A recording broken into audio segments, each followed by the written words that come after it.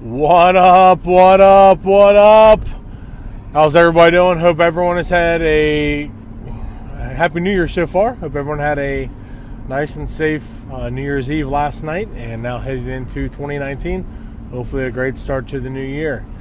Obviously here in Cincinnati, I think Christmas came a little late, New Year's came a little early when it comes to Marvin Lewis and how everything ended with Marvin. I look at it a couple of different ways. I know a lot of people, in looking at everything, a lot of people are not going to be, completely satisfied with anything and, bashing them out the door. It's just, looking at everything, guys, Marvin Lewis, I don't care what anyone says. Marvin, he brought this team back to national prominence. He really, truly did. They were a perennial contender when he took over. And, this team came from, the lost decade of the 90s, which a lot of these fans don't even remember.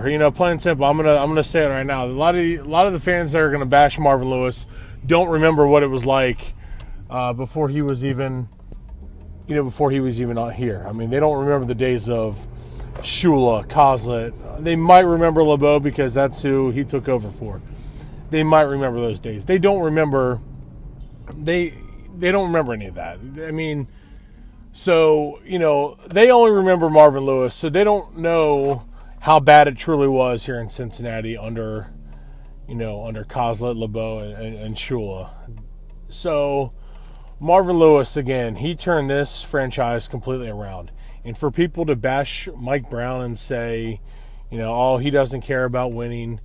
Yes, he does. That family, Mike Brown and Katie and Troy Blackburn, they care about winning. Plain and simple. I don't care what anyone says. They care about winning. And if you don't believe me, look at the way they've handled, free agency, the draft. They gave things changed a lot when they gave Marvin Lewis, when they hired him on and gave him a lot of control. Marvin was given the reins to control the personnel, and look at what he's done. He did a great job. Marvin Lewis he's a great evaluator of talent. Now, here's the thing. Marvin is, he struggles to coach him. Now, I'm not going to sit here when I say this. It sounds like I'm a Marvin Lewis apologist. I am, but I'm not. This move should have happened a few years ago. Personally, I think it should have happened after the Pittsburgh loss, the second Pittsburgh loss in the playoffs. That's when I think that they should have parted ways after that. Now, this year, this year's not on Marvin Lewis. I refuse to blame him for this season. We have like 19 or 20 guys on IR. It's no team is going to win with that amount of personnel on injured reserve. Just plain simple. It's just not going to happen. So this team is I don't care what anyone says, this is a very attractive place to play when you look at what we have in terms of talent. You have the top 5 rusher in the NFL who led the AFC in rushing this year, and Joe Mixon, who I think is one of the best running backs in all of football.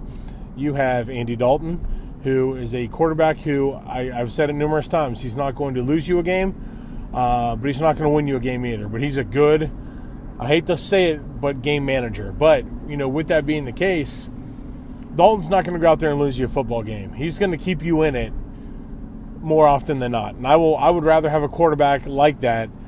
You surround him with the right weapons in A.J. Green, who is one of the elite receivers in all of the league. You have Tyler Boyd, who is an up-and-coming potential number 1 wide receiver. And then you have Tyler Eifert. When healthy, is one of the top tight end weapons in all of football. Tyler Eifert, teams have to game plan for him, when he is healthy. Now, granted, he hasn't been healthy a lot.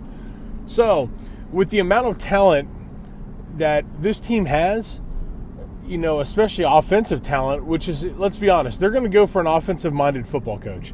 I truly believe they're going to step away from the defensive-minded coach and they're going to go with an offensive mentality. That I would love. I think that this would be it would be beneficial to have an offensive-minded coach come in. And I would honestly be even fine with Hugh Jackson, not as head coach, but as offensive coordinator. Now, you look at what Hugh had done, running the offense with this Bengals team. He's done a great job, and they really performed well, and they knows how to use the guys. Regardless, anyone who comes in is going to change the majority of the coaching staff. So I don't think it's going to be an in-house hire. I think it's going to be one of the young, up-and-coming head coaches. Maybe not up-and-coming, but maybe one of the guys that not a lot of people have heard of. They've asked pretty much, if you look at Sean McVay's staff out in Los Angeles for the Rams, Bengals have contacted a few for permission to talk to a few of those guys, which would be great. An up-and-coming offensive coach like that, like a Sean McVay, like that type. Bengals fans they're not realistic when they think that we're going to go out there and get a Mike McCarthy or something like that. I don't see it happening. They're not going to go out there. If you think that you're going to get a Bill Belichick type to come in here and coach, it's not a realistic expectation to have. It's just not going to happen. I would prefer it to have an up-and-coming coach like a Sean McVay type. If you look at Marvin Lewis when he was first hired on, he wasn't a big name. He was an up-and-coming defensive coordinator at the time, and who led the Ravens to one of the top defenses in the history of the NFL. So you got to look at it that way. You're not going to get that type of coach to come in here and take the reins here of this franchise. Just not going to happen. However, all's not lost, folks. This team they're in good shape. They really, truly are in good shape. Like I said, they're loaded with talent all around the offense. Yeah, the offensive line struggled a little bit. That's been the case. Hell, that's been the case for many, many years. You can address that through the draft.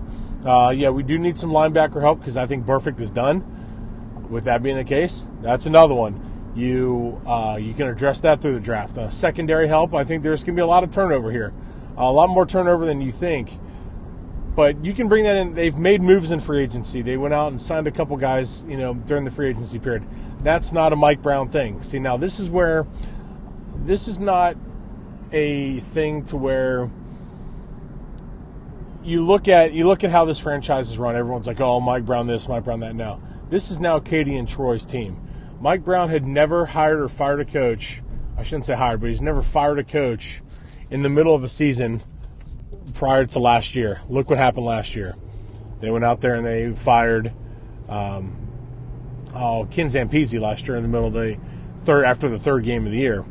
So that right there shows that's not a Mike Brown decision. This is Katie and Troy's team. So this next hire is going to truly determine who is running this team. Katie and Troy, when they the hiring, when they brought back Marvin Lewis, but they wiped out the coaching staff and let him bring in his own guys. And yeah, granted, the Bill Lazor, he was able to come back, but you got rid of the defense. You brought in Terrell Austin. That's obviously that's a Marvin hire, and so that just shows that Mike Brown and the way the Bengals run the team, they run it with continuity, which Mike Brown can be loyal to a fault. He always said he was never going to. He hated seeing his dad fire guys, during the season. He hated that, and he was never going to do that. Sometimes those moves have to be made, and that's what happened. We've seen that these past 2 years, which truly leads me to believe that this is not a Mike Brown run team anymore. This is a Katie and Troy team who, she's not like your dad. I don't think she is. She's very, very intelligent when it comes to, negotiating the contracts, everything like that. As we've seen, she's brought in, they've brought in some players via free agency, via trades, things that Bengals teams in the past have never done. And you can tell it's starting to change. Now, we're going to see how this is all going to play out, obviously, over the next couple weeks. Don't expect Hugh Jackson to be your head coach. It's not going to happen. Marvin, he wanted change. when he sat down his press conference yesterday and said it was time for a change, that also leads me to believe that you will not be seeing Hugh Jackson on the sidelines of Paul Brown Stadium next season. I don't think Vance Joseph will either. I think bringing in a Vance Joseph to run your defense, I'm perfectly fine with. I think he would be great running the defense. But overall, Bengal fans, just get off the ledge. It's not that big of a deal. Things are not that bad. They're not as bad as you think. Plain and simple. It's not, things aren't, it's not the apocalypse here, folks. It's not. It's truly not. This team has a lot of talent, and they will be just fine. What's up, Nick? What's up, Ryan? So you guys have to remember, this is not going to be, we're not going to go falling back into the lost decade. It's not going to happen. This team is going to be just fine moving forward. That makes me go to Marvin Lewis here right before I wrap everything up. Like I said, not a lot of people will remember what the Bengals franchise was like during the 90s and early 2000s. Folks, I was at those games. They were miserable. This franchise was a miserable franchise to support. They were the laughingstock of the NFL before Marvin Lewis took over. When he came in, again, he brought this team back to national prominence and put them back on the national stage. Yes, the last couple of years have been sour. 3 straight losing seasons. Overall, Marvin is the winningest coach in franchise history. He has 7 playoff appearances, yes, no playoff wins. Regardless, he got us there and got us to continuously contend for the AFC North Division title. Every year, the Bengals were always in the talk for it. So, again, guys, Marvin Lewis, he needs to be praised for what he did here in Cincinnati. Plain and simple, Marvin Lewis he's one of the best things that we've had in this city for a while. Like I said, I know things went south, prior to him, leaving yesterday. But, it's, again, for what he did for everything here in Cincinnati and for this franchise, he needs to be applauded for it, needs to be praised.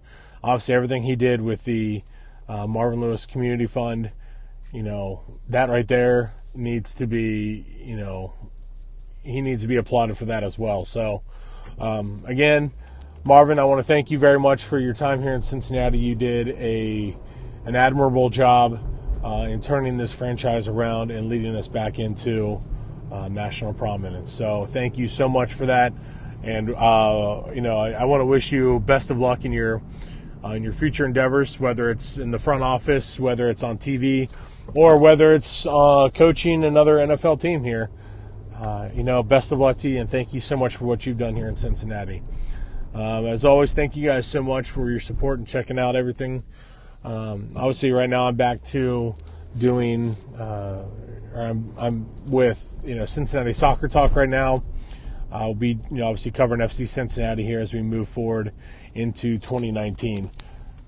If you've had a chance to check us out, love doing it. It's great stuff. The crew's great there. So make sure you check that out as we head into 2019 and the MLS season here. So I don't know how much I'll be able to put out on YouTube and podcast stuff-wise, but as always, stay tuned. Follow me on Twitter at I am Chris Asbrock. And I believe that's it. And you can also check out my my journalist page on Facebook. It's Chris Asbrock, sports journalist. So thank you guys, as always, for your support. Have yourselves a fantastic rest of your day and a great start to 2019, and I'll see you soon. Thanks.